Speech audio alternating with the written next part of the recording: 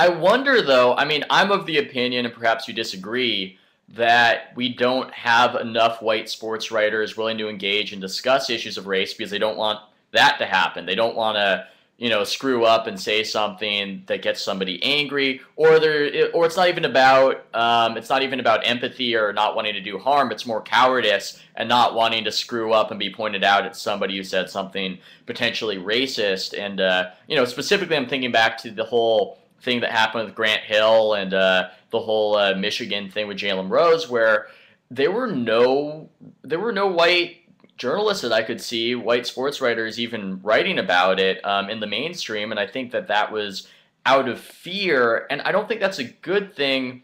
Do you think that there's a dearth of, as crazy as it sounds, white sports writers even willing to engage in these issues, except to say, they will sometimes talk about it, but only to say that race isn't playing a factor in their hatred of Barry Bonds or LeBron James. They'll dismiss it as a factor. But they're not willing to discuss it as a factor. Do you think that that's a problem in us being honest with each other and having, kind of learning from each other? Huge. And I'm glad you pointed that out. I don't know anything about race, but I know there ain't no racism here. I got one guy I've got a rather personal beef with on that very issue. I think you're dead right on that one, but we can say that the problem is that these guys are afraid they're going to say anything racist. The reason they're afraid that they're going to say something racist is because they don't know what they're talking about.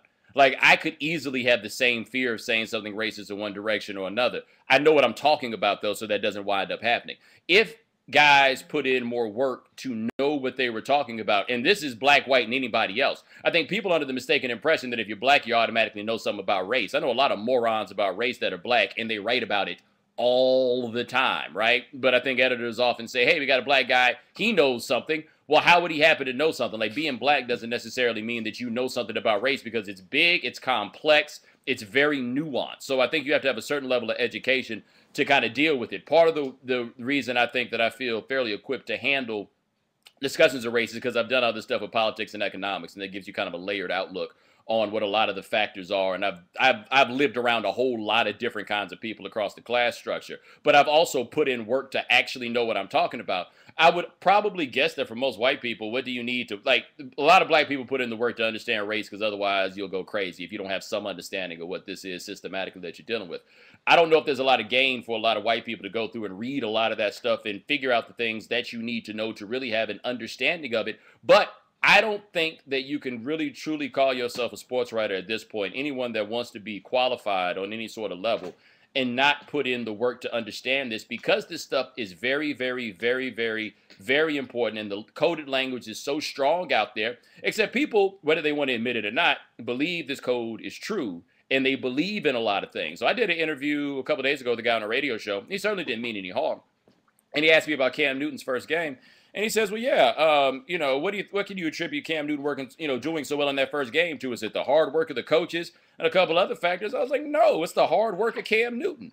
But you go through this whole thing, and all the discussion has been, well, is he going to put in the work? Is he going to be able to grasp a pro offense? All these things, and they go right to those defaults, and it's like, yo, what in the world leads you to believe that this guy isn't bright? Or what leads you to believe that he's any less intelligent than any other football player that you come across? But we're so ground into it, and we just think that these are what things are. If you study and know something about race, you have much more of a default reflex to kind of get rid of those things and to kind of take them apart and realize, well, hold on, let me stop and think and let me make sure. Because even I sometimes will have that default. It's a quick twinge where you'll be like, hey, well, can he grasp wait a minute, why am I asking if he can grasp the offense? Does that make you feel frustrated sometimes? Because, the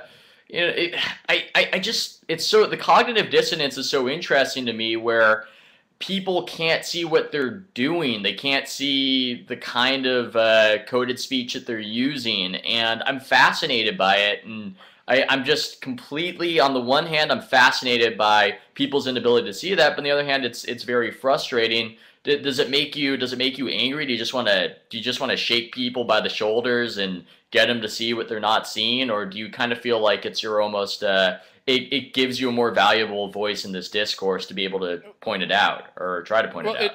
Well, it doesn't drive me as crazy as it used to. I mean, I think I have a little bit better understanding now of the human condition and what kind of leads people into not working so hard to understand these things. And some of the things that come from it is that if you've been raised to believe that the world is one way and that like everything you've done has been a byproduct of your hard work and that you can give yourself the credit for all of it, and then you do some reading and realize, yo, man, there's some privilege issues that come into play. And maybe, just maybe, you're not the bad, the bad mama jamma that you thought you were. I think that's very difficult for a lot of people to deal with. But part of like I guess this is about 3 years ago. There's a guy who ran a website at the time, and I forget what he wrote, and it drove me crazy. And I had enough of a relationship with him that I sent him a scathing email where I was like, "Look, dude, you're full of it." I mean, I was very explicit about this, and I said why he's full of it, and it was just kind of how you got. I was like, "Look, man, you run this website. You're the guy that's in charge. Read the comments on your website. Look at the things that people are saying. This is your community. This is what you run. These are the people that are there. You need to recognize that this is the stuff that's underneath it, and that you are the face of this, and you got to take some control and take some responsibility for the environment that you have fostered as a result." So we had a good little go back and forth. And then I saw something, because what I told him, this was, I guess, 2008, and I told him, if you pay attention, man, if you look at what's going on with the economy, if you want to see what's about to happen with this election, we're about to get into some dark times on race, and you don't want to be at the forefront of this. So then an article had come out a couple days later, and it basically pointed out what I had been discussing or what I thought was going to happen sociologically. And I sent him the email. I was like, "Remember what I told you? This is what I'm talking about." To which his response was, "Well, I can't take responsibility for that. Ain't nobody asking you to take any responsibility for that. I'm trying to show you that this is what the game is."